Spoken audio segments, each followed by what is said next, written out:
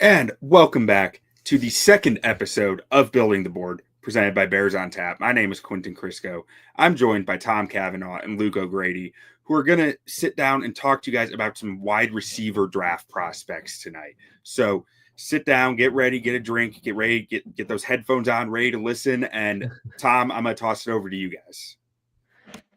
Yeah, I mean, this is a very relevant episode, Luke, because the Bears make a huge trade today, trading DJ Moore. It was not, I mean, maybe not huge in terms of like a surprise. I think most fans, like they knew the writing was on the wall and he wasn't going to be here for the 2026 season. But before we get into the prospects themselves, Luke, how are you doing, buddy? And also, what did you make of that trade? Doing good. I feel like it's been like after the season, man, it's such a I kind of like until Building the Board starts up, I'm like pretty chill on like really doing any posting and doing much stuff in the Twitter space and stuff like that. So I feel like I've been in hibernation until right now, but I'm good. Been busy. I'm good.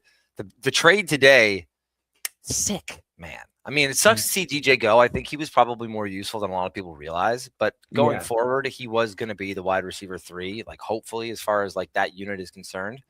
But what we got back, like Pole's doing some stuff. Like that's some good stuff, man. We were looking to offload that contract. Like it looked like when people were discussing what we were going to get back for it. It looked like one of those things where it was like you kind of just have to eat getting rid of a good player because the contract was that bad. And I know we had to throw in a 5th back, but getting a 2nd for that, like that is just that's some class stuff from Ryan Poles.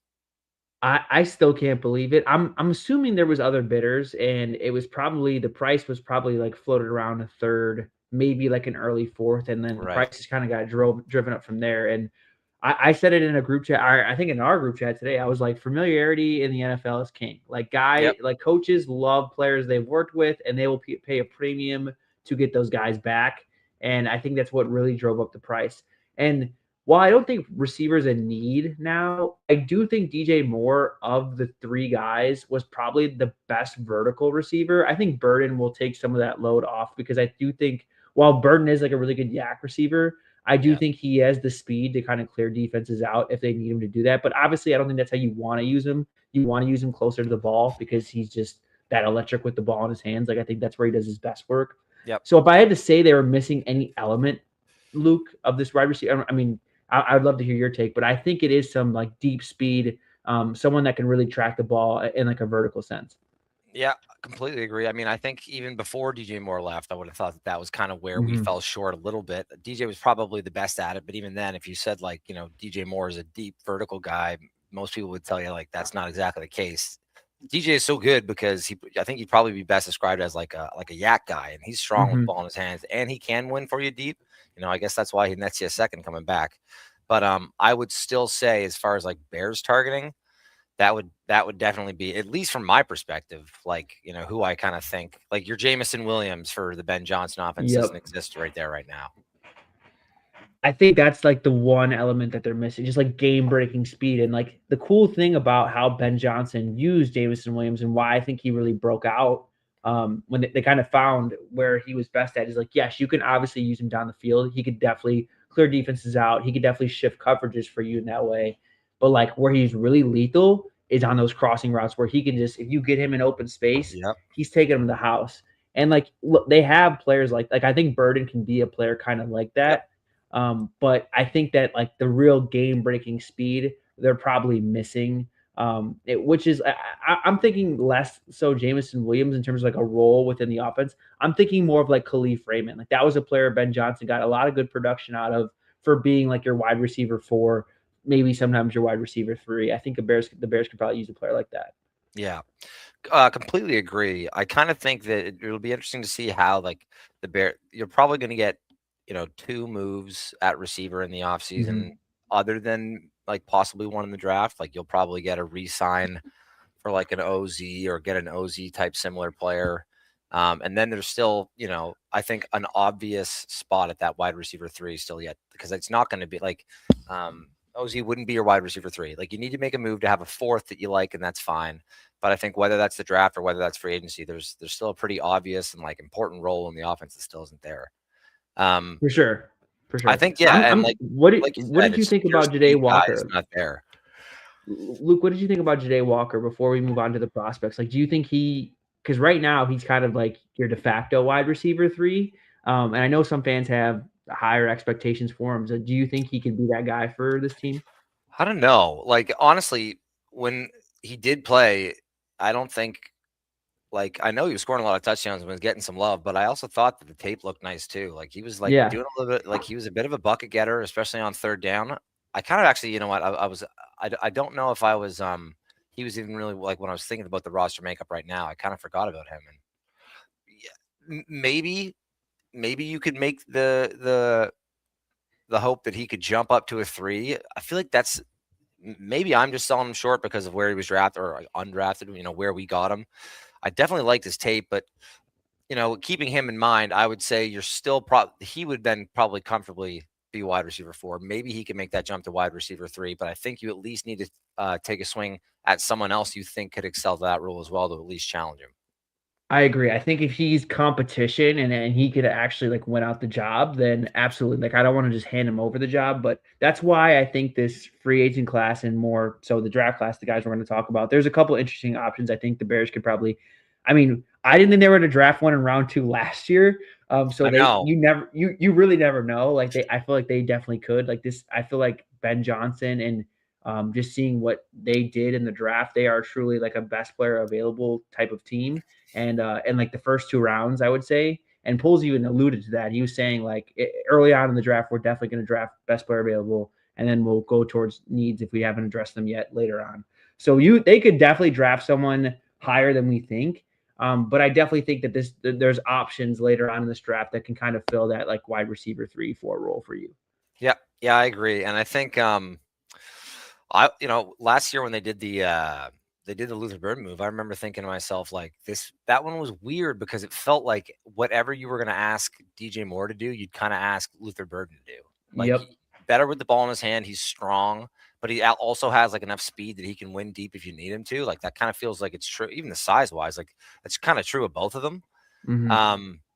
But you know, not having the foresight that our Kings, Ryan Poles and Ben Johnson have, like that makes it easy to make a move like trading DJ Moore when the opportunity's there and getting yourself a second round pick back, which kind of, you know, it's funny to think about. That's where we got Luther, and to get that back, it's like now you get to use that second round pick on maybe something that you would have spent last year on receiver. And that's why it speaks to never draft for need. I feel like you always should be drafting for the best player available, because you can make moves like this. Like, you can make a DJ Moore becomes expendable. You save $16 million. You recoup a second round pick. Like that's the benefits of doing a trade like this, because it's a different situation. But like let's say if they just like reach for like what second round defensive lineman last year looks anything promising. Like they're all. I feel like those guys take time, if not rarely ever hit. So I love what they did there. And the Bears are obviously in really good shape. I think there's some clear areas where Burden and Rome need to get better at before I'll say this is like a complete room. But I feel really good about where the Bears are at. But Luke, we should probably not waste any more time. Jump right into it. So Carnell, do you want to start with the 1 seed or work our way up? Sure. Let's start with it. Straight. We can just work our way down. Okay. And this is talk about Eric McAlister, because I know nothing about him. Eric McAlister, TCU guy, pure X receiver, like kind of cut from that cloth of like what you've got from TCU guys the last couple of years. Like, who's the guy for the Chargers? Quentin Johnson. Quentin Johnson and Savion Williams, like both, those big body X receivers that have more speed than you think they should have and are like good at breaking tackles. I think that McAlister probably doesn't have, like, if he timed his 40, I don't think he would have gotten like the kind of stuff that Savion and his name, I just lost his name again. But anyway, the other boys from TCU would have had. I think he's a little bit slower than that, but he's probably a better ball player than those guys. Like, he's got a little bit more nuance to his route. He's got a little bit better hands. He comes with a lot of red flags, and that'll be a big part of it. He's got some history of him and the law have had some run-ins, and they're not exactly like, they're not great run-ins with the law either. Like, stuff that, if you were a team, you might not even ask the questions in the room because it might be just too like weird to cover kind of thing. Anyway, That being said, I think he's got some upside. He's probably, he'll end up like a 4th or a 5th round grade in my book. Maybe something to like what Pat Bryant was last year, like a similar player to that. Okay.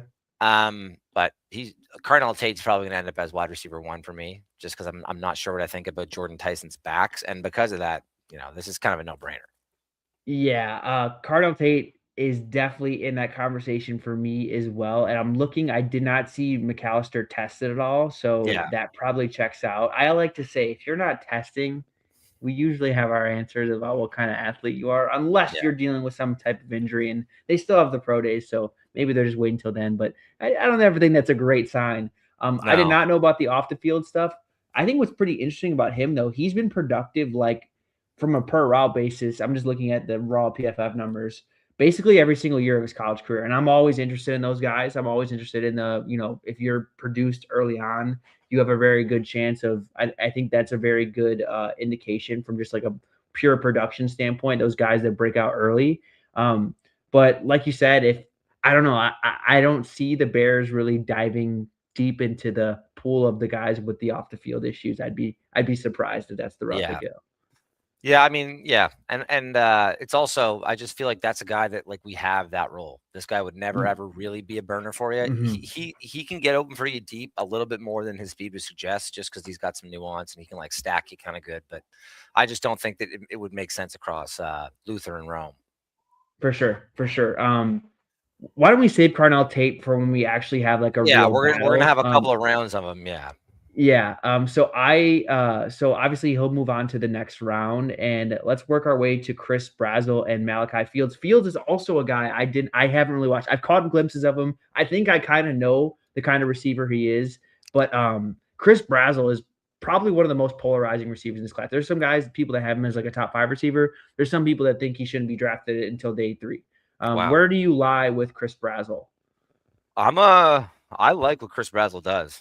Like, I think what he does, you can absolutely do in the NFL too. Like, I think if you liked like Brenen Thompson Jr. a couple of years ago, I don't know how you don't like Chris Brazzell. I think he's a weird eval because he plays in that Tennessee offense, and there's some stuff like you almost just wonder what that coaching room is like, because it's like, is he taking every second play off, or is he just not supposed to be running?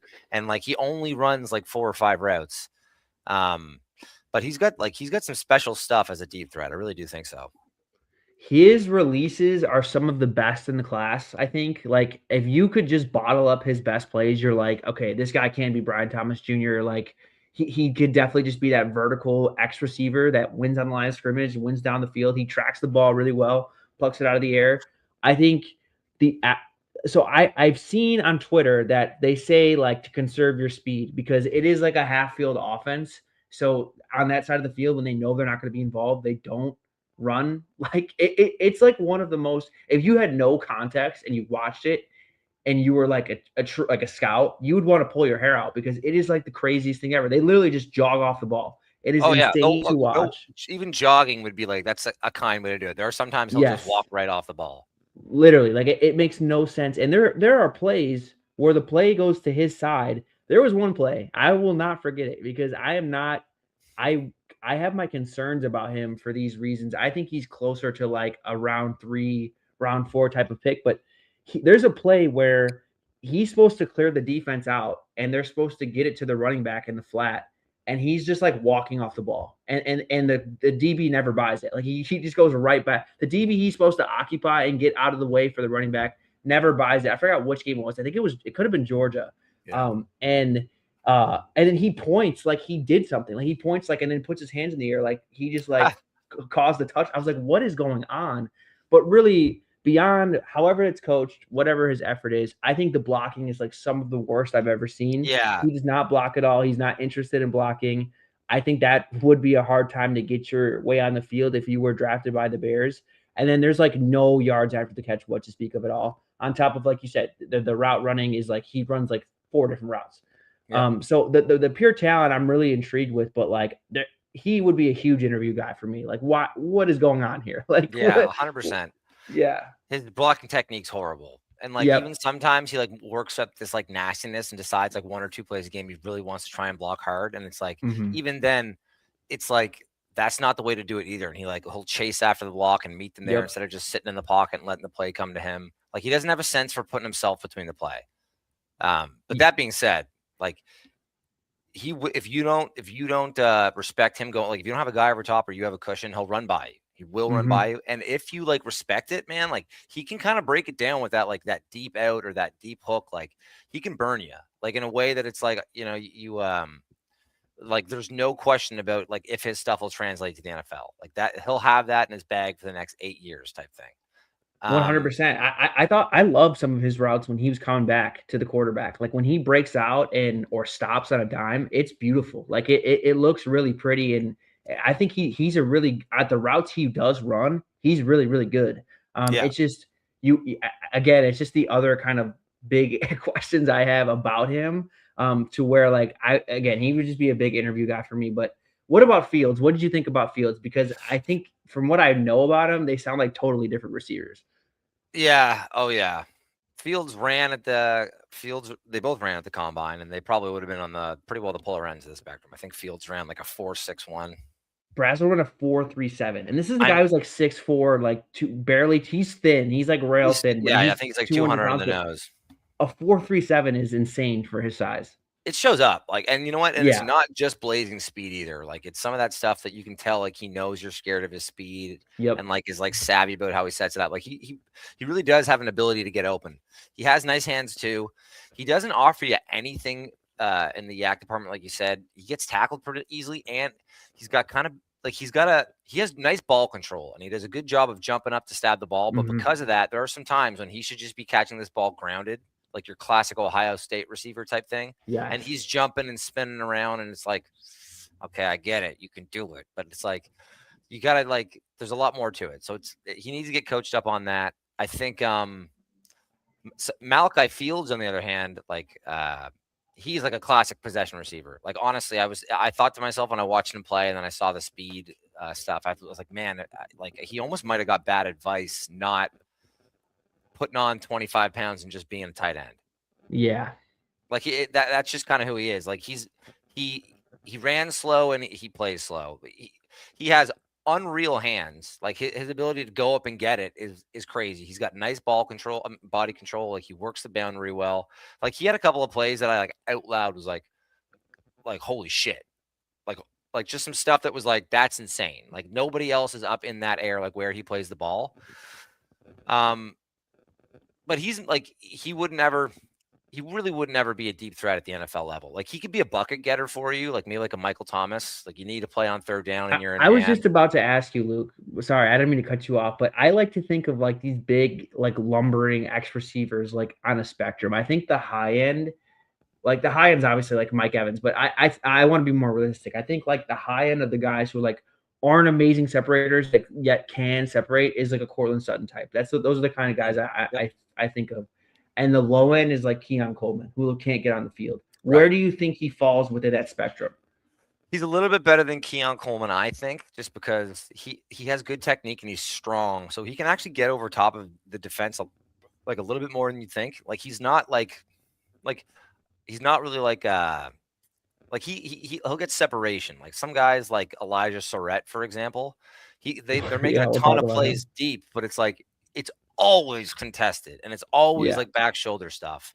Like, sometimes Fields will get on top of you, but I just don't think that's what it feels like. One of those things that he can do that in the college level, it's not going to translate at the NFL level. So I don't know. I'm a little bit worried about his how he's going to translate to the NFL. Like I said, he can kind of be a bucket getter for you, but I feel like that's about his ceiling. Is like, if you need a 3rd and 6, he can get you like a 3rd and 6 kind of thing. So I'm gonna go out on a limb here and think are you more intrigued with Brazzell? Because Brazzell sounds more intriguing. Yeah, 100%. I think Brazzell is I feel like the two things like you need a receiver to be able to do is get you a bucket, and then like, can he break the game for you? I think that Brazzell can do the full game breaking stuff, but I also think he probably can get you a bucket. I'm not exactly sure because of how he was used. Like, you're never going to see him just run a pure slant kind of thing, right? But there's definitely a chance he could. I just don't think that chance exists with Fields. Yeah, that's Fields. totally I also think fair. Fields is going to be like 24 when the season starts. Oh no. Yeah, that's never great. The older guys, I mean, in terms of breakout age and stuff like that, it's never like not that those guys will like never work out, but it's just like never a great place to start. So yeah, I'm with you there. Brazzell sounds more intriguing, especially for the Bears who need some Yeah. speed. Brazzell at least has that. The next one is so fascinating because I think when you're talking about big body receivers outside of Carnell Tate, who's not even the biggest body in the world, but just like the stylistic play, these are probably the two poster childs of like big receivers in this class. But Boston is so fascinating to me because he's not like they don't use him like an X receiver. Like they do at times, and he does have really good ball skills. He does have really good body control, but he plays as the Z so much in that offense where they're keeping him off the line of scrimmage, or they're like bunch formation. He's the guy who's off the line. They're protecting him. And he doesn't really have to deal with like a whole lot of press coverage, like not as much as you think. There are definitely reps on there. And I thought in some of like the better competition games, he kind of phased out whenever he was used that way. I don't think he's like has the greatest releases in the world. Like I don't think he wins in isolation that well. But I really do think he's a better athlete than I thought he was going to be. I know he didn't test, but like the way he looks on the tape, like I think he can stride out and run. I think he can cut on a dime and really start to break off some of his routes. Fully. It's just I don't think he has like the initial like separation quickness to like explode off the line of scrimmage. So he's such a weird player to me. What did you think about Denzel Boston? I like him. Like I like Denzel Boston. I think he'll probably end up as a top 5 receiver for me. Top 6 or 7. There's a couple of guys that I think are slightly getting slept on right now. I think honestly, game style wise, he plays a lot like from last year. Ted McMillan. Okay. Yeah, I can see that. But Jaden Higgins was was a soft comp for him. So I thought that's where you were going. But I can definitely see where like they don't play as big as they want to win in other ways. I get what you're saying. And like they have some short area quickness better than you'd think. Yes. I also think they both have vice grips. Like that Denzel Boston has mitts, man. Like if you never want to be the guy that's a contested catch guy, but it's not only that, like it's when it's outside its frame, like when he's in the end zone, like he's got really nice hands through contact too. But yeah, like he's like, I don't know, he's like 6'4", like 215. So you'd imagine him to be like this big body guy. And then, like Washington had him out there like returning punts. Yeah, exactly. Like he's just a funny cat, but he's got good movement for his size. He gets open. He's got better straight lines, at least in game. He's got better straight line speed and I think acceleration than I thought he'd have. I'm surprised he didn't really test. Maybe it's just like one of those pro day things. But like you said, if you're not testing this, because like if he goes out and runs a 4.45, people love that. So it's like, okay, you probably weren't going to run a 4.45. And I wouldn't be surprised if he did. I think he looks fast. Like he gets. That's why I'm saying like it's surprising he didn't test. Yeah. Because I do think so too. I think he fully and like if that's the case, like if you can get behind people, then you're in that game breaker like territory. And I think he's got great yak too. He's got really good contact balance. Like there's a lot to love. I don't know if I don't know if he's like elite at any one thing, but he's a nice prospect. He's like a wide receiver too in the league. I don't know what Jaden Higgins was my comp for him. Like that's kind of where I envision him. I think they're a little bit different because like you said, I think he's faster. And I think like some of the best stuff he did to me was catch passes over the middle. Like I thought he was just really comfortable staying grounded and continuing out his stride on some of those in-breaking routes. Like I thought that was where I really liked him, which could be a fit for the Bears. But reality is I don't think he'll ever be really in the Bears' range to draft, at least in the second round. So yeah, I liked him more than I thought I would. I definitely think I have my issues with him. I think the isolation stuff is where I didn't like him as much. But if he ends up in like a Shanahan or even a Ben Johnson style of offense where things are really condensed, I think you definitely will have to like what you get in a Denzel Boston. Elijah Sarratt he was a complicated one for me because, like you said, Luke, he's not the best separator, especially down the field. Like, he just does not create a whole lot of separation. When you hear Ben Johnson, like he got asked, like, why don't you ever just sometimes like to get some guy involved, like force it and throw up that jump ball? And Ben Johnson's like, I want my offense to get open. Like the whole time I was watching Elijah Sarratt, I was like, Ben Johnson would fucking hate this, because it's like it felt like a ton of the opposite of that. Like he does a lot of that go deep, throw it up, back shoulder stuff where it's like you're within a foot of him, but he's got strong hands. He forces a lot of pass interferences by doing that, and he does track the ball well. When he gets his hands on it, he usually catches it. And because he knows that guys are scared of that, he kind of does a good job of building off like, outbreakers and comebacks and stuff like that. But it almost is like an extension of that back shoulder anyway. Like sometimes he'll do like that out route turning like on his inside hip. And it's like the kind of thing you'd see a guy like run 2 yards past the line of scrimmage and he's doing it like 18 yards downfield.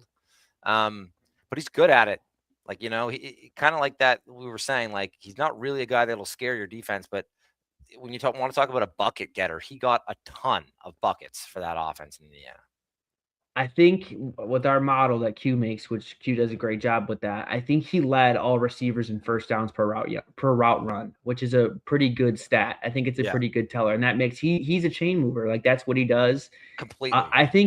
I don't think he's a bad separator in the initial parts of the route. Like at the release point, I actually think he's okay. It's just like anything after that where like he's running away from someone, that DB's catching up. Like that's what happens with him. It's so funny you say that. Like there are some reps where like in my notes I have I was like really good quickness, better than you think, can get vertical on you before you realize, and then I go not sure he has long speed though, and then my next note is oh man he may be stuck in the mud, and then my next note is wait maybe not. Like sometimes he has a short area of quickness and like before you know it he's on top of you. But it's like I just don't know if he'll ever be a run away from you guy. I don't think he will. He didn't test. I think we know why he didn't test. I'd be surprised if he runs at all in this offseason circuit, but we'll see. But yeah, I mean, a 33% contested target rate this past year, like that's his game. Like he's the dark. Matt Harmon calls it the dark arts of playing wide receiver. That's what he does. Like he's a back shoulder guy, like you said. He catches, he boxes defenders out with his frame. Like he's a red zone target. Like those are all those things. How highly you value that is totally up to you, right? Like Ben Johnson and Sean Payton, these types of offenses value big body receivers, and Pat Bryant is a name I think is a good one. I honestly think Luke, based on like how we're describing his game, or like I think the separation he creates is it like initial, like it's in the shorter parts of the route. I think the best way for him to maximize that is if he ends up moving into the slot, which I think he'll probably have to do. I don't see him as an X receiver just because X receiver you got to be able to threaten corners vertically, and I don't really ever see that being a big part of his game. Yeah. I mean, the way that he makes it, like gets it done in on the outside is by winning all those contested in that back shoulder situation stuff, and that's probably just less sustainable at the NFL level. And I agree. Yeah. I think he does have some good shiftiness off the line, and like can set you up and beat you outside or inside. And if you can do that, like there's a place for you for sure. Yeah, 100%. Like he's a bucket getter without a doubt. He's a guy you want there on third down. He gives you a little something with yak. He's got nice mitts. He can go up and get it. Like he's pretty reliable, but it's just like, you need to have like that hole in your offense. Like with the Bears right now, like, anything you'd ask him to do, you should be just asking Rome Odunze to do. Yep. Rome and Loveland. I feel like they're the players in those situations that you want to rely on. And I honestly think would be probably better to rely on, but let's keep churning through this list. So I think Denzel Boston, I have Denzel Boston ahead of Sarratt. Yes. This one is so tough for me. This one's crazy. Well, like, so for anyone that hasn't watched these people, I think that KC Concepcion, I might be pronouncing that wrong. I heard Concepcion from my understanding. Concepcion. I know. I heard that for the first time today on like someone posted a clip, and I was like, oh, that's crazy. I don't want to do that. I don't want to do that. This whole career, I'm going to have to talk like I'm French. But anyway, for those that aren't familiar, like he's been pretty highly considered in that top 5, top 6 range of wide receivers in this class. And fairly so. He's like a classic, like modern type of receiver that you'd want. He's at the same kind of build and skill style as like, maybe not as tall as CeeDee Lamb, but like, those guys that are 6 foot, 190, good speed, good quickness, good hands, like savvy route running, like checks a lot of boxes for you. But Brenen Thompson is the best deep threat in this class by far. not even close, and it's not gimmicky. It's like good. Like my notes for him were like better receiver ability than you think, can track the ball well, has a nice relief package too. If you don't have help or a cushion, you're dead. You're dead. I mean, he ran a 4.26. So I mean, like that should tell you Is that everything. what he ran? He ran a 4.26, and that he plays that fast. Like he is, and it's like instant. It is like right off the line of scrimmage. He's blown by. There were so many times on whoever Mississippi State's quarterback was, Brenen Thompson. This is a wide receiver from Mississippi State. He's 5'9", 164.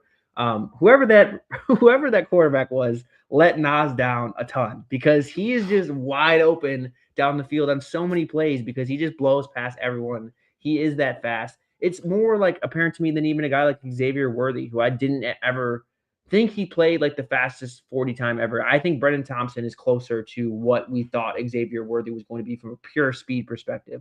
And I'm right there with you, Luke. I ended up really liking him more than I thought I would because, he's a smaller guy.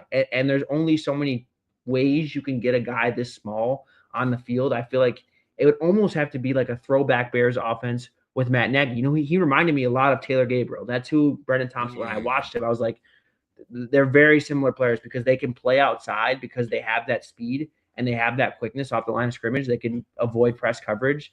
But at the same time, like it's a condensed league now. Like you're looking for bigger receivers, guys who can play in the line and block. So like, I don't know if a full-time receiving role is ever in his future, but for what the Bears need, just a guy, a guy who can stretch the field and you can get the ball into different ways to really, really maximize his speed. Rounds 3, 4. I mean, this is everything you want in that option. Yeah, I mean, like you're betting on the upside because he is little. Mm-hmm. He's a small fella, and that's it doesn't work out as much as people want it to. But it's like the deep ball's special, especially with a guy like Caleb Williams. You can put it 70 yards in the air. Like he will kill you even if you have a cushion. And like when he has the ball in his hand, it's one of those guys where it's like he is so much faster than everybody else around him. It's not really that he has to catch it deep. You can hit him like underneath and really stress the defense that way too. Kind of like you were saying with Jamison Williams, and that like it's those crossers as much as it is those straight deep shots. But it's not even, like I said, it's not just like blind gimmicky speed. Like you put the ball up in the air and he does a great job tracking it. Like he is a full-on football player. And he's by far the best deep threat in this class. And he would come into the NFL and be one of the best deep threats in the NFL, like pretty early on. He's a guy the defense would always have to worry about when he's on the field because if you put double on him, he can still run past you. Like he's that fast, he's that sudden. And that was the thing I liked about him is he's not just straight line speed. Those are the couple guys we'll talk about who I thought their deceleration was terrible. That's like half of playing wide receiver. You have to be able to stop your speed. You have to be able to modulate it. It's like a stick shift, right? Like you have to be able to change your gears. And there are some receivers that are Devontae Walker. Drove me crazy. He was one of these receivers that he can run in a straight line. He was super, super fast. You asked him to break off his route at all, it was a mess. Like you could just see him totally stall out of his route. Brenen Thompson can snap off his routes. Like that's why I'm really fascinated with him because he can actually run routes. He's actually really talented in that regard, way more so than I was expecting a guy who ran in the 4.26s to be. So I feel like we have to. I have KC Concepcion higher, so I feel like we have to move him higher. But don't sleep on Brenen Thompson. He's definitely one of the guys I want the Bears to target in this draft class. No, there's a lot of guys, as far as our rankings here goes, there are a lot of guys that are lower than 13 that I think I would have ended up putting Brenen Thompson above. Yes. Strictly because like you can't teach speed and it's game breaking type stuff. But I don't think he beats KC Concepcion. I mean, I think I might end up being a little lower on KC Concepcion than some people. Like he can make some I worry that he has bad hands. Like I feel like he gets dropped. Do you want to save him? Do you want to save him for the next round? Because that could be a legitimate conversation in who's advancing in the next round. We talked about this guy a ton in the next group. It's Omar Cooper Jr. and then Antonio Williams was I watched today. Yeah. Luke, let me hear your thoughts on Antonio Williams because I'm gonna be fully transparent. I struggled to see much of anything to get fired up about with him, but I'm curious to see what I was missing if you have a different take. Well, I like his game, honestly. I think if I was ranking him, he'd probably be higher than 11. Like he would be over definitely be over Malachi Fields. He'd probably be over. I like Germie Bernard too. But Interesting. yeah, I like him with the ball in his hand. Like he's got good movement. Like he verges on like almost being a slasher, like great movement type stuff. He's a little undersized, but he's fast. Like he's fast too. And something that's really good about him, opposite of Brazzell, is he does a great job staying grounded through catches and like keeping his speed through catches.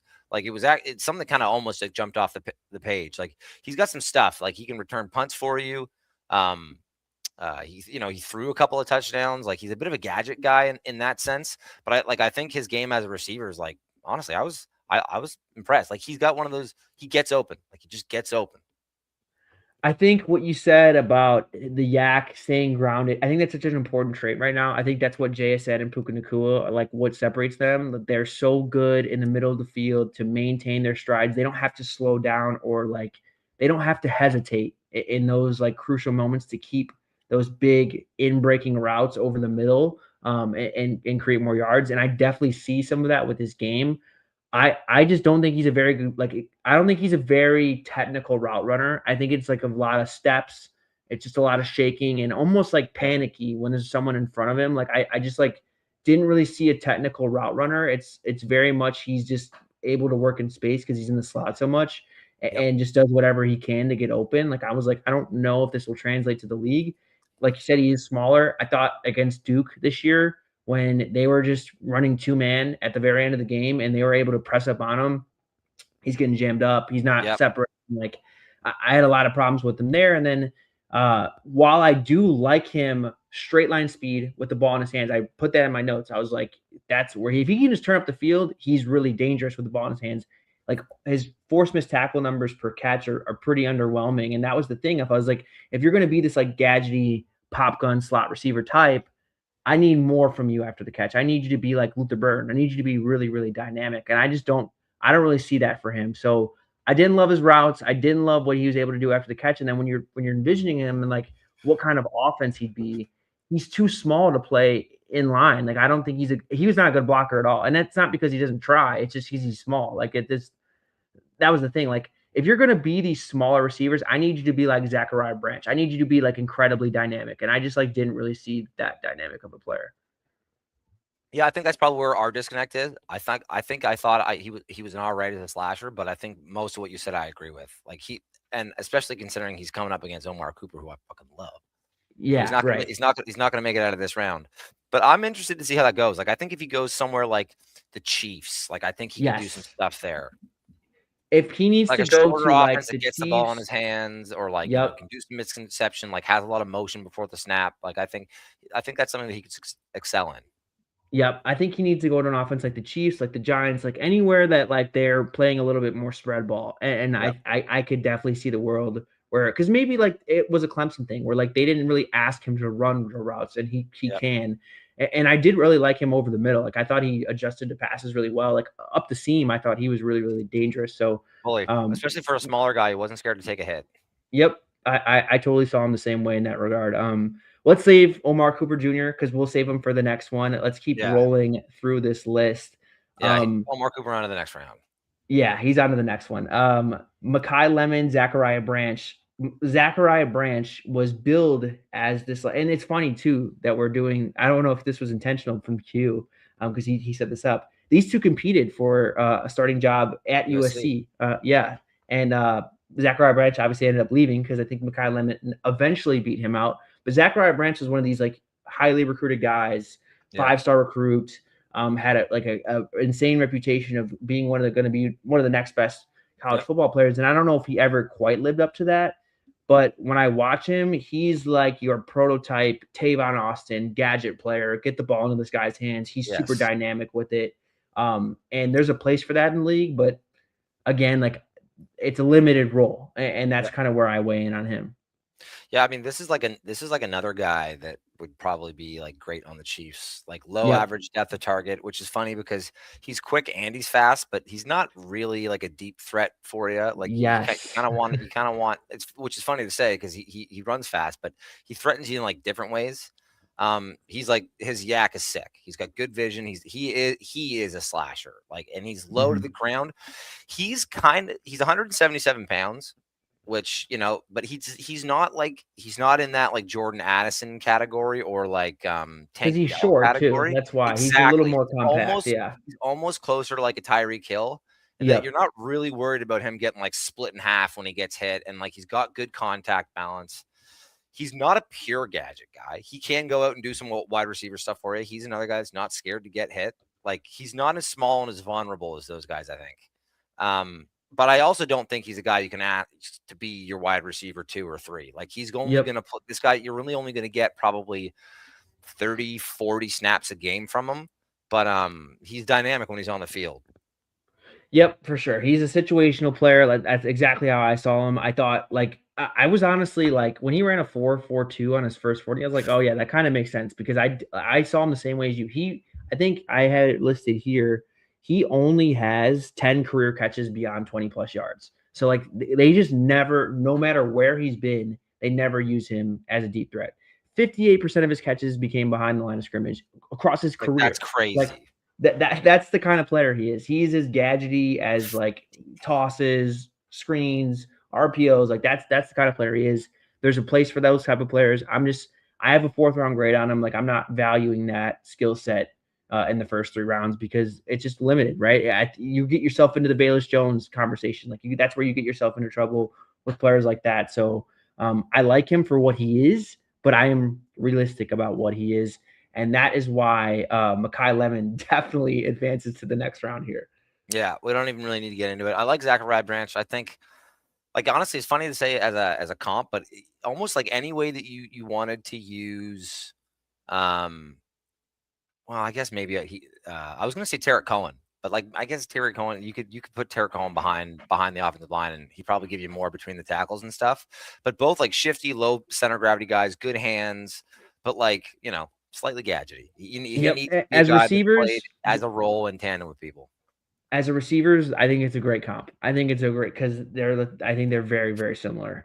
But the next one is interesting because these are two. I guess Bernard's getting a little bit more hype, but I feel like these are 2 forgotten guys. In the grand scheme of things.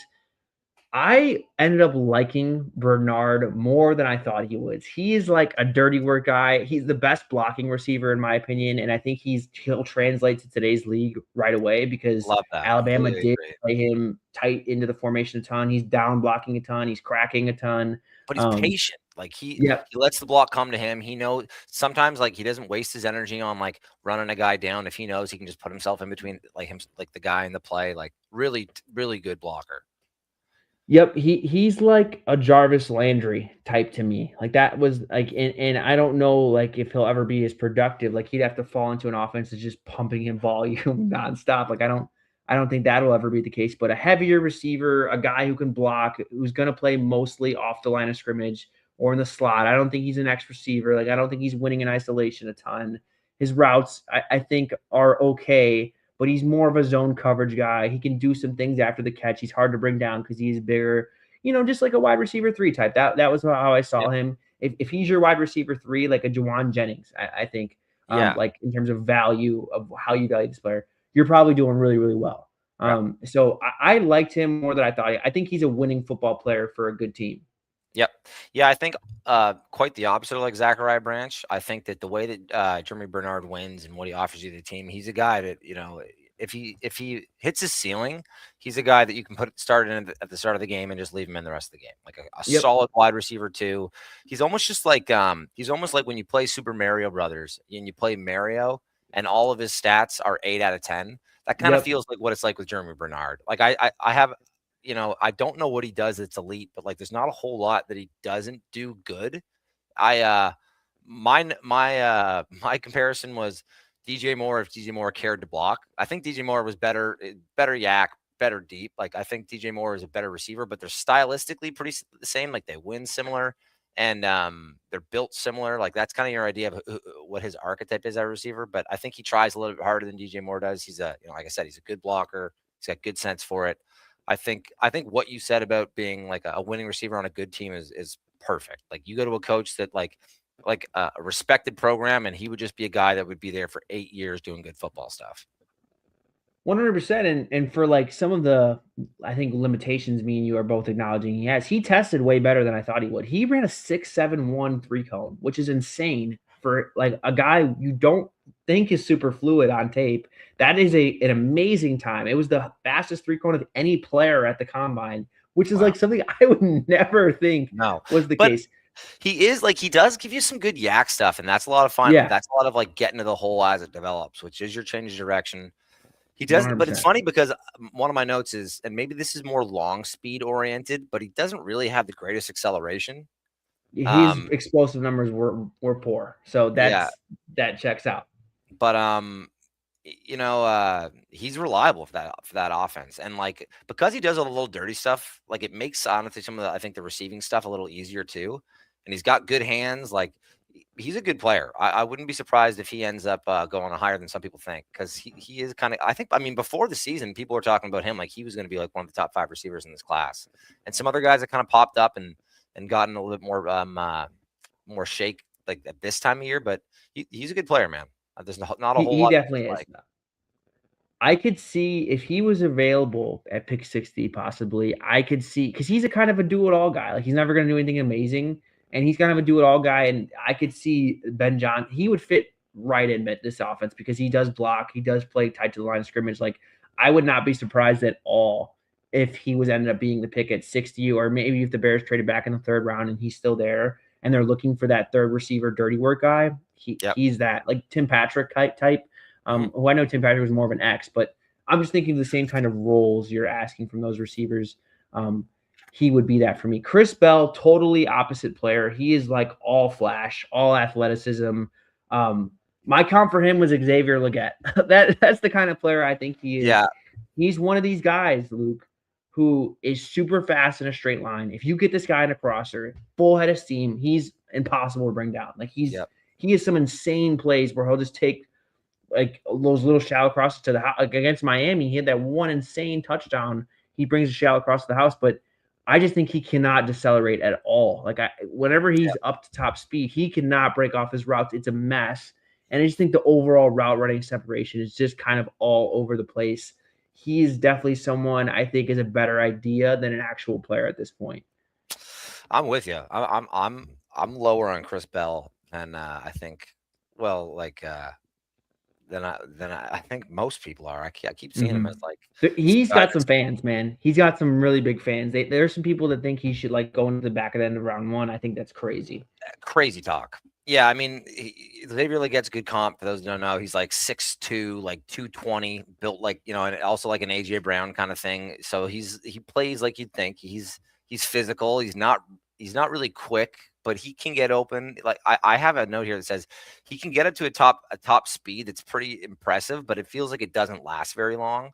Mm-hmm. And that's why I think like, he's not going to threaten you deep. He can beat with a crosser and stuff like that. Sometimes he looks pretty cumbersome out there. And that's, I think to your point, is like his deceleration and change of direction. Yeah, I don't know if it looks like he just doesn't care. I also have a note here that I think that he might be soft. Like the blocking is like some of the worst I've ever seen. It is like a problem because if you're that big, you have to be an asset in the blocking game. He just looks totally disinterested. Like he doesn't even try. That's the thing where I'm hung up. I'm like, there's too many holes in your game. Like, okay, if you're like, even though Devontae Adams doesn't do this, but if you're like Devontae Adams who just like gets open on every single play, okay, I can live with you not blocking every now and then. Yeah. This dude is not doing that to where like you can justify the level of effort he gives as a blocker. Yeah, like I understand, and he's got some exciting plays. Sometimes he plays pretty big and physical, and he's got reliable hands. Like he can play the back shoulder, like all right. But my final note was just not a lot of exciting stuff here. Like I don't know, what he would do for your offense that you'd think about going and taking him, like early. That sounds crazy to me. Because he needs a lot of role catering. Like he needs a lot of specific type of touches to where I think you maximize him as a player. And like Ben Johnson talks about it. I think this is across the league, like no block, no rock. And it's hard to design touches for a guy who doesn't really block, who's limited. And like, I don't know. Like, I don't know what to do with the type of player. He's a day 3 player for me. And not to mention too, he also tore his ACL. So this past season. So I'm not trying to hammer the guy, but I didn't see a lot of redeeming qualities to like bolster him up the board like others. So I'm taking Bernard in this situation. It sounds like you are too, Luke. Yep. All right, last one, Jordan Tyson, who's I think extremely polarizing in the space right now, and then Skyler Bell. We'll talk about Tyson. Bell, I'm gonna be honest too. Another guy, I didn't see it. First of all, I feel like most of the time this type of profile is the kind of a hard sell for me anyway. Yeah. So he's a 5th-year player who broke out in his 5th season, who transferred from Wisconsin to the University of Connecticut. So the fact that he didn't do anything at Wisconsin. So the fact that it took him to going to a lower competition level to really be a featured part of a smaller school's offense to break out, I think in his specific case, I think says a lot, because I didn't really see a lot of strengths. Like I didn't see anything like that was crazy weaknesses, but he's another one of these guys. I don't think decelerates that well. I don't think he runs routes that well. Like the separation when he has to win in isolation, I just didn't love. And then the most underwhelming part about his game for how featured the UConn has him as, like they just pump him targets any way they can. He's just not that good after the catch. And I was like, I don't really know what to do with you. I don't know what the redeeming quality is. I have a note that says I don't know if I ever saw him break a tackle. I literally think he got tackled the first person every time every rep I watched. And that's what the numbers say too. So it's not like we're crazy here. I think a lot of those numbers would match. So I didn't really get the sell. He's like a wide receiver 4 to me in the league, and he's got traits. He ran well. He jumped well. He didn't do the 3-cone or the short shuttle, and I think that's kind of his. I don't think he sinks his hips and gets in and out of breaks really smoothly. So I think that kind of makes sense that he didn't do either one of those drills. So he's a tough sell for me. I didn't really know what to do with him, and I definitely going Jordan Tyson in this situation. Yeah, let's jump back up to the top, because I just want to kind of speed through this. Luke, Carnell Tate and Chris Brazzell. I think we're going to go one direction here, but do you want to talk? Should we just move on to the next one? Carnell Tate's going to be in these conversations later, so that'll be good. This is a good one. This is a tough one for me. I feel like I know how I'm leaning. Hate to see Chris Brazzell go down. I like him. I think that he, as far as having immediate success in the NFL, I think that he has as much as chance as anybody in this category. But I think in this the D block here we've gotten to, his stuff is obvious. It's kind of like the Brenen Thompson Jr. stuff. There are some things he can do in the NFL day one. But we got Carnell Tate. Yeah, we can't pass on Carnell. So I think it's fair to move Carnell to the next one. This one will be fascinating. Because I have these two next to each other on my board right now. Yep. Denzel Boston, Casey Concepcion. We talked a little bit about Boston. You talked about Concepcion, your concerns with him. What, just give me a little bit of what you think about his game in general. Yeah, to start, I feel like of all the players that I've reviewed so far, something tells me that I could go back and watch Casey Concepcion with a little bit more grace and maybe bump him up in my grade. I don't think he got a ton of help from his offense and his quarterback. Sometimes it was downright tough to watch. But he's got good change of direction and speed out of his breaks. He's got good speed, but he's not really blistering. His route running, it feels like sometimes it can lack gamesmanship, or it feels like sometimes he's just doing stuff. It's not intentional and setting people up. But he's got some good yak to his game. He can go up and get the ball. He's got good hands. Like I said, his change of direction is good. I don't know if his acceleration is amazing. And this is all stuff saying that I preface all that by saying he actually is a great player. He is great. I'm almost holding him to a higher standard of is he great? You know what I mean? He's better than all the other guys we've gotten out of the first round, we cut in the last round of this. Yeah. But is he in that next tier? And it's I don't know. It's kind of the stuff that I loved about who's the Colt that just got traded to the Jets. John Mechie? No, no. I'm sorry. We both like Adonai Mitchell. Adonai Mitchell is, it's very similar type games in that, I don't know if there's any one thing that's elite, but maybe a little more so than Germie Bernard. Like if Germie Bernard, I said, was 80, like overall in most categories, like maybe Casey Concepcion is 85 kind of thing. Like he does a lot of stuff great. And like there's not all, I think he could have some better hands. That's my biggest worry. I don't know if it's a focus thing or if it's just the way that it is, but there are a little bit, there's some more drops than I'd like. He can make the tough ones, but sometimes you got to worry about the easy ones with him. Wow, Lou, I'm gonna be honest. KC is one of my favorites in this class. I think I get some of the concerns, definitely the ball skills. I mean, he has a career drop rate of 10%, so that's never good. And I think it's like a legit issue for him where he does drop too many easy ones. Like, there's no doubt about it. But I think he's one of the best route runners in the class. I think the separation is just apparent. Like, and the thing is too, I thought his quarterback let him down so many times. Like, he's open all the time. 100%. Yeah. To me, he's open all the time. And I think there are times where he'll get hung up on press cover. Like, this is what I wrote. I said, the small size makes you wonder just how versatile he'll be in the league. He can probably play some X, but definitely not where you want him to live. He'll most likely be a Z or a slot for most of his snaps. And I said, contact can disrupt him. There weren't many times where DBs were able to get a clean shot on him, but when they did, the route was pretty much dead. And that's, I think, some of the things I definitely agree with you when I watch him. Like, he's not the best at getting off of contact, but I just think he's so dang quick, and he is like really nuanced with how he runs routes. So I thought the separation was awesome. I'm always going to lean towards those guys. But at the same time, like, he's definitely not a perfect player by any means. Did he run? He did not, which was surprising because he's supposed to be a really good athlete. I don't think he did any of the testing.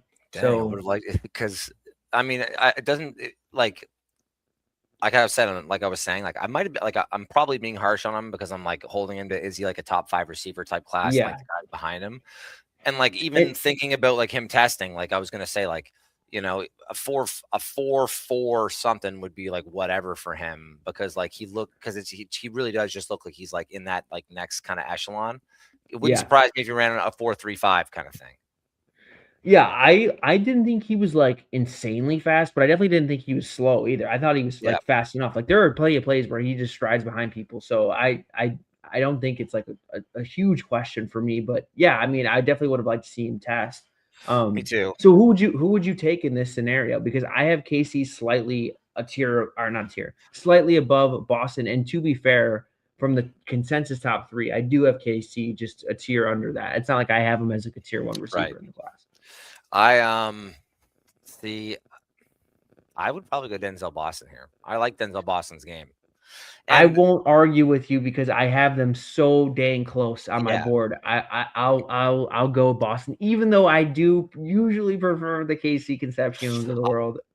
I think so, and you know what? That's the modern receiver, and your note about it, and it's something I think like over the last couple of seasons I've noticed is like like something that you're a fan of is a guy that can like he could truly be your starting slot or your starting X.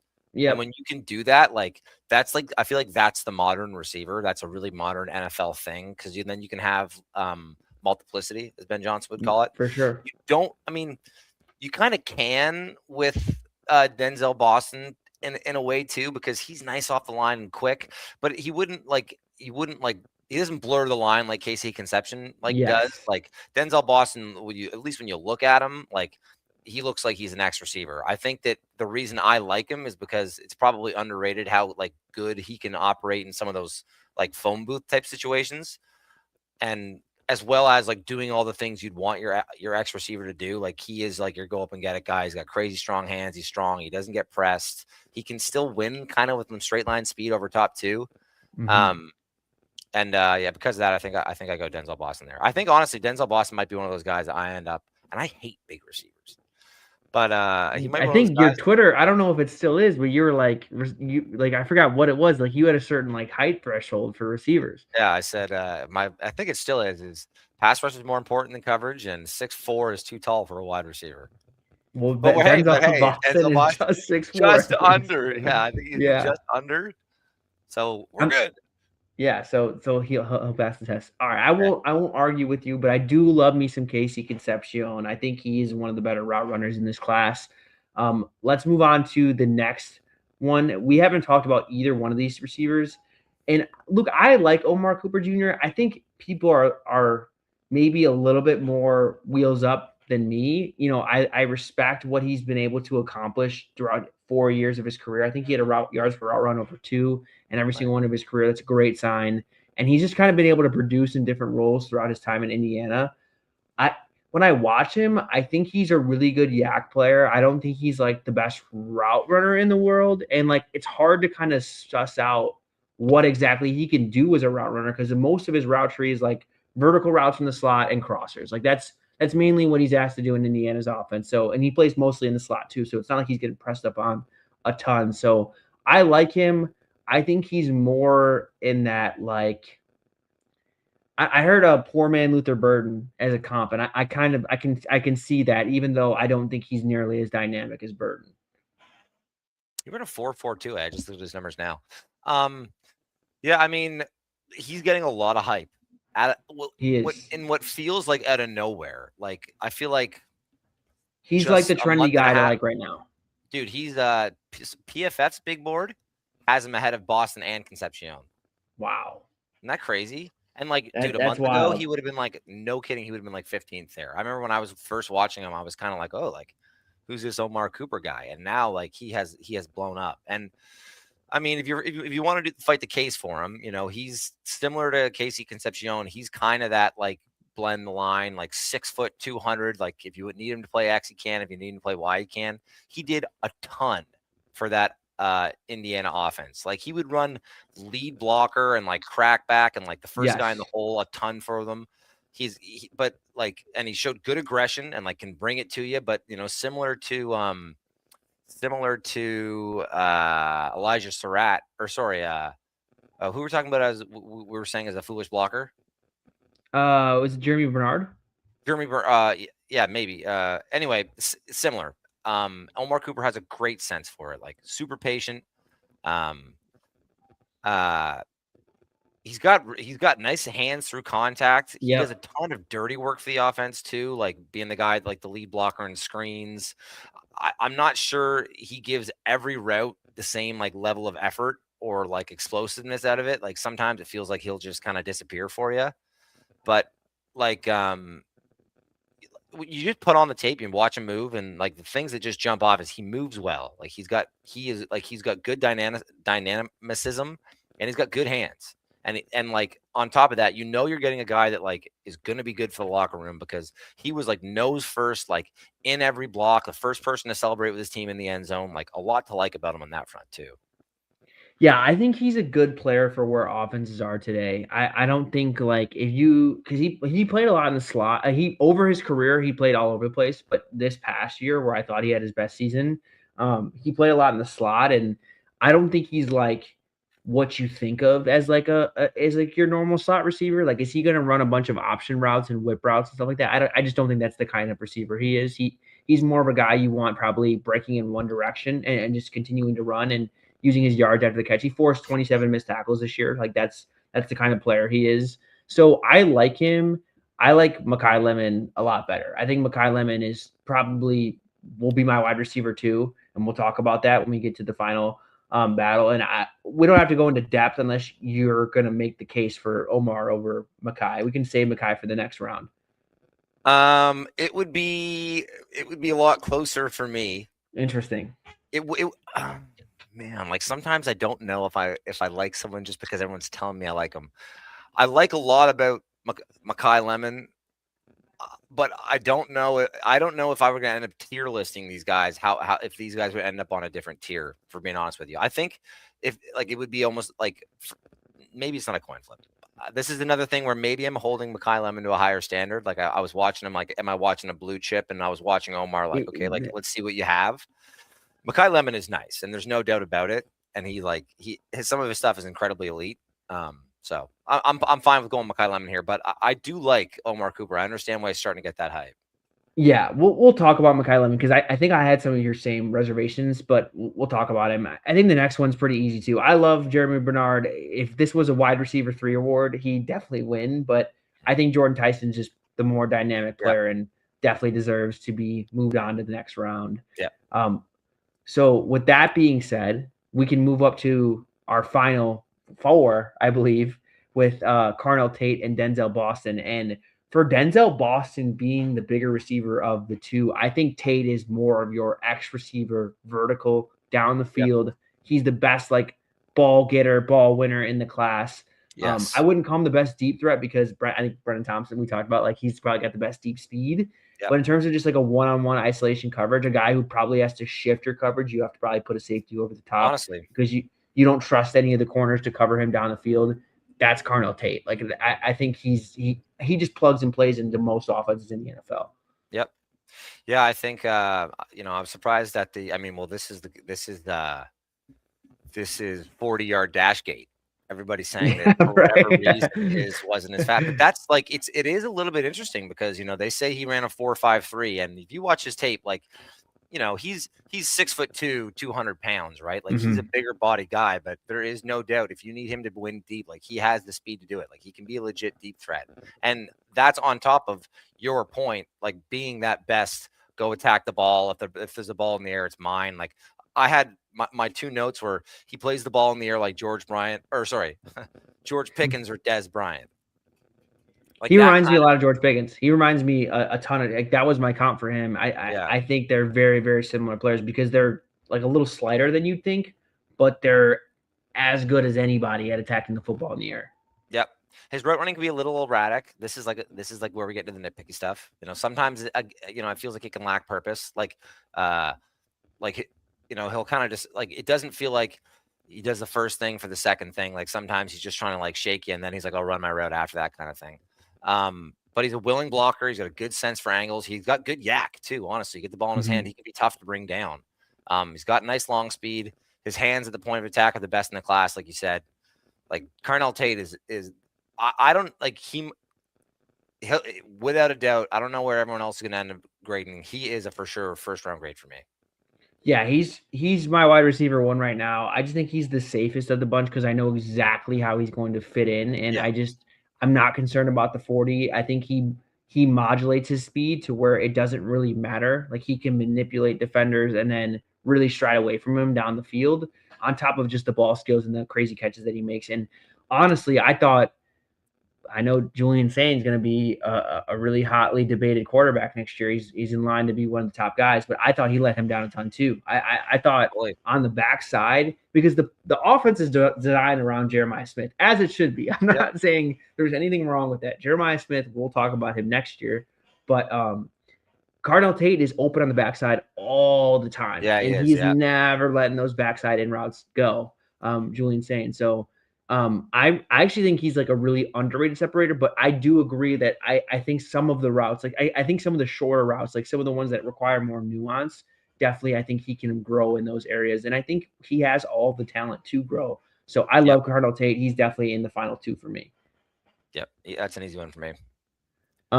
Let's move on to the next tier. So we're at Denzel Boston. And I'm sorry, we just did Denzel Boston. What am I talking about? This is Makai Lemon versus Jordan Tyson. And you talk about Makai Lemon because I think draft, this is like fantasy football Twitter's wide receiver one easily. Yeah. And it sounds like you're a little slower to pump, or you're a little quicker to pump the brakes on that. Yeah. And again, like maybe this is because like I kind of went in watching him thinking like, okay, I'm watching like a blue chip prospect, and like all of my notes are positive things. Everything I wrote is nice. And then my last point is I just don't know if I see a blue chip player. And that's kind of what it is. Like, I don't know if because he's kind of getting touted like it. Like I'm seeing some people throw him in that, like, I don't think people are saying generational, but he's an advanced statistics darling. They love, like he's a yards per route run guy. PFF had him at an elite grade. And it's a pretty easy kind of comparison, like, to make because, Amon-Ra St. Brown went to USC as well. He is like a pure kind of slot guy, but I don't know if that kind of like boxes in Makai Lemon. I actually think he has better long speed than you might think for that kind of role, which I know is like not what you'd expect from an Amon-Ra St. Brown, despite the fact that he does that slot stuff great. Like he's a great slot winner. He can play your seams. He can play your screen routes. He's got great ball skills. He's light on his feet. He's quick out of his cuts. Like, I don't know if he's a world beater, I guess. And that's kind of like the conversation that he's in. And if like, you're asking him to be a world beater, I don't know if I see that, but this is a tough one for me. I like Jordan Tyson, and I still think that I might end up just putting Makai Lemon above him. I think Lemon, I do care about the production stuff. Like I do think that's important. I think it's a really good predictor in the NFL, and he hits all of those thresholds, which is why I'm becoming more open to that as I've grown as an evaluator. Production does matter, especially when you do it. And he's produced young in his career, and that stuff matters to me, and I value that, which is why I definitely I bumped him up for that. Of my production score, he has the highest score. And that matters to me. But I do agree with you in the fact that he is smaller, and I don't think he's a great athlete. I think he's an okay athlete. And I think that combination is never really a great starting point at any position in the NFL. If you're small, I want you to be a better athlete, and I just don't really know if that's the case for Lemon. But ultimately, why I am more sold on him is like he does all the small things of playing receiver extremely well. He plays bigger than his size in terms of going up and attacking the football. I think he's got the best hands in the class. He just every single catch is routine. It's sticky hands. It doesn't matter where the ball is. He plays as tough as anybody when it comes to finding the football and keeping 2 mitts on it. And then he also forces missed tackles, 34 forced missed tackles over the last 2 seasons. Like these are all things I like. I do think the route running is good, especially against off coverage. I think it's really good. It's just when he has to deal with those bigger corners that are able to get hands on him, I think that's sometimes where you see some limitations. I think that I don't like the Amon-Ra St. Brown comp sometimes because why Amon-Ra St. Brown is so special is he's probably like the strongest pound for pound receiver in the class, like in the NFL. And I don't think that's Lemon. Lemon's not a guy who's going to like fight off press coverage with just being stronger than the guy across from him. Like that's just not who he's going to be. So yes, Lemon is going to be a off the ball slot, mostly receiver in the NFL. If you have a role for that in your offense, I think he can be one of the very best at that specific role. Is he going to be for every offense? Is he going to be for everyone? No, and that's okay. But I'm still willing to buy into all the things that he does well. For me, he's my wide receiver too. Yeah, I kind of feel like he is like he might be like high floor, but that maybe not the highest ceiling kind of guy. Like I feel like you know what you're getting with him. I don't love that it seemed like he didn't have the greatest combine as far as interviews. That's weird. I think people made. I watched his interview like at the podium, and I just watched it, and then I found out that some people thought it was whack, and I didn't know if that was the case. I mean, he's definitely got some mannerisms that may be a little bit off-putting, but I thought his answers were fine. I don't think he sounded like stupid, like people were making him out to sound. Right. It did sound like maybe the team-oriented meetings also didn't go great, which isn't good, obviously. He also had crazy small hands, which I mean, it doesn't show up on film, which is hilarious. George Pickens has small hands and is a great receiver. But it's these are and he didn't test, and then he was going through the drills and he wasn't listening and was running the wrong stuff. It was just all kind of weird, but the tape is great. The tape is fun, honestly. And he was the engine for that offense. Jordan Tyson, I think would be almost kind of the opposite.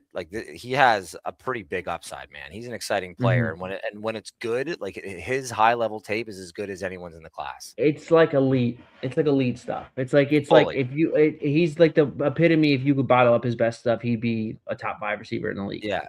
If you watched just the highlights, you'd think he was he was the best candidate for this class. But on a snap to snap basis, it's just not always the case. He can struggle with contested catches. He has some outright drops, too. But at the same time, sometimes his high point, catching traffic stuff is gorgeous. So it's it's funny like that. His change of direction is elite, sharp. He's he also just has a knack for getting open and being open. He's got a good sense against zone. He's got a good sense in the scramble drill. His yak is okay. He doesn't offer a ton of yak. He can get careless with the ball too. He can fumble. Also, he can. I think he struggles with press as well. I think he can get knocked off his line and then just not even really fight to get back. But like I said, he's got ideal size. He's fast and quick. He's got a good sense for getting open. So that's the high level stuff. Is really, really good with him. And I would personally, if I had to rank these, I would put him ahead of Makai Lemon just because, like, if you're going to be swinging for the fences, like, you'd want a guy that could end up being as, like, a true difference maker, wide receiver 1 in the NFL. I don't know if I think that that's who Makai Lemon is, but, like, I think Makai Lemon's floor is someone like a Jarvis Landry. Like, come in, be a great slot receiver for you. You can be a bucket getter for you. But Makai Lemon kind of feels like, if you need 5 yards, I'll get you 6. If you need 7 yards, I might get you 6. Yeah. I struggle with Tyson because I do think I did see him very similarly. To me, he reminds me of a souped up Jerry Jeudy. I think Jerry Judy's best moments are what made me fall in love with Jerry Jeudy coming out. Where, like, when his routes are on, looks like the best separator you ever seen. Like, it just looks effortless with how quick he is off the line of scrimmage. But, like, at the same time, when that crazy footwork and those crazy shake he has the line of scrimmage doesn't work, it's like, oh shit, I actually have to do other things to separate. And then in the league, where coverage gets a lot tighter and guys get hands on you a lot easier than they do at the college level, I do have a lot of concerns about what will Tyson's answers be, because yeah, he's a bigger receiver, but I don't think I think the play strength is where I question, like, can you find other ways to get off press coverage? Because I think you're going to play more so on the outside. He can play in the slot. There's no doubt. I think he can do it all. But I think teams are going to want him to play on the outside because there are only so many receivers that can do that. And it's like that. I think this is what separates you, both figuratively and literally, if you have that skill set to win one-on-one. And at times it looks as good as you'll ever see. But there are times too where it really scares me with him. And then with him, you have to bring up the lengthy injury history. He has an extensive injury history. I think he tore everything.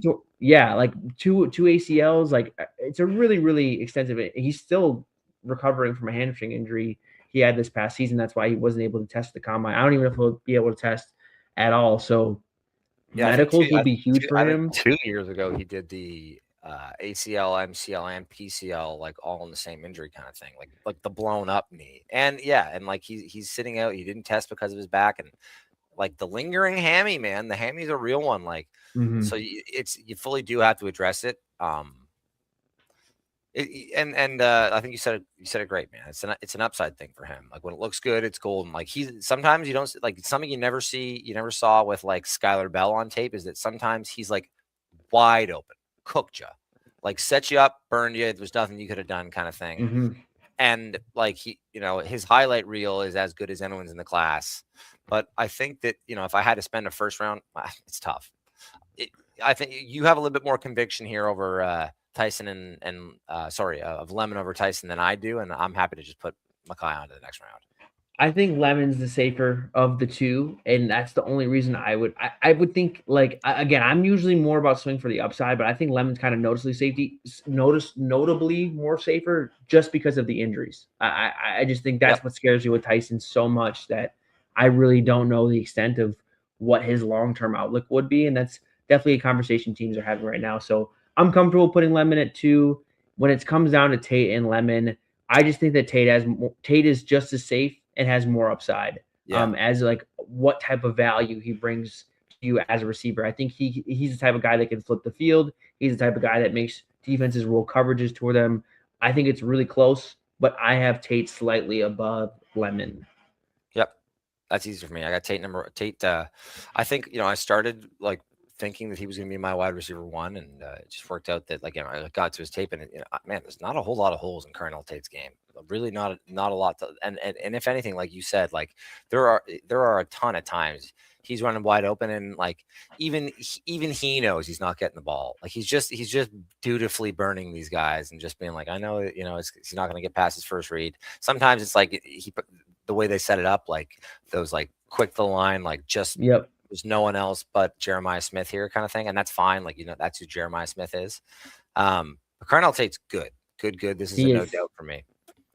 Yeah, he's really fun. I'm definitely a big fan of his, but I hope we covered most of the receiving class, at least the guys that are going to be talked about in the top 100. Definitely, I will try to get to some of the other guys I have not watched. But Luke, I think this is a good place to end this. Yep. Yeah, I think that's good. I mean, the way it worked out, you're going to have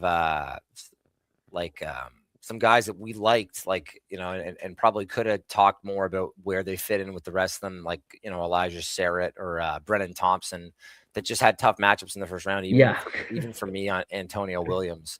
But I think for the most part, that's a pretty good representation of the class. Like I would have had Tyson over Lemon. Maybe I'll end up with Casey Concepcion over Boston, Concepcion.